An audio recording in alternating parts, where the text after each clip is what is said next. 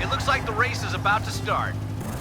Hello and welcome to this video about GRID, the new racing game from Codemasters, which is somewhere between a remake and a reboot of the original Race Driver GRID, which just so happens to be one of my personal favourite racing games of all time. That does, however, mean that I have very high standards for this game, and when I played it a couple of months ago, I must say I wasn't entirely convinced it was going to live up to its namesake. However, the game has since been slightly delayed, and having played it again at a preview event today in London, I am very pleased to say I'm no longer worried. This is excellent. Now, the first thing that struck me when I walked into the room and saw the game running on the big TVs they had was just how smooth and sharp everything looks. The game runs at 60 frames per second on every single platform, all the way up from the base Xbox One to the high-end PC version that you see here, which is running on ultra settings.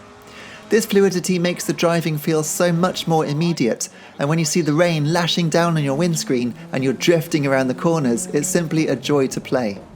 The racing looks like being the closest, most exciting racing we've seen in a semi-serious racer for absolutely years, combining the F1 series side-by-side scrapping with close contact racing that F1 cars could never get away with, no matter what Charles Leclerc has to say about it. In the races I played, I was pleasantly surprised to have some pretty epic battles, which required me to test the absolute limits of adhesion to get my car stopped for a corner and dive down the inside at the same time. Nose-to-tail action is commonplace throughout the game, and that's very refreshing when so many racing games these days have exploitable AI and hand-holding levels of difficulty. Just because this game's easy to control doesn't mean it's actually easy, and that's the key thing. Now, not everything I loved about the original GRID is here. For instance, it doesn't address you by name, and the pit radio system is dialed back a bit so as not to annoy people too much. I think you may have upset them. But the other important bits, like the exciting race day atmosphere, spectacular replay camera angles, and plenty of dust and smoke, make sure that this feels like a highlights reel of racing action, and that's what GRID was always like.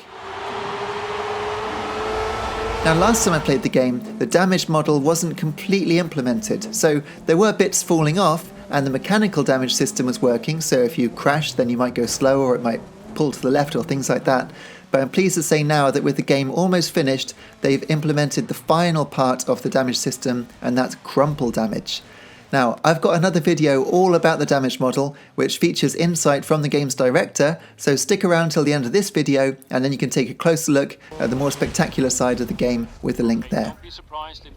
Now, I do say the more spectacular side, but honestly, there's very little here that looks dull.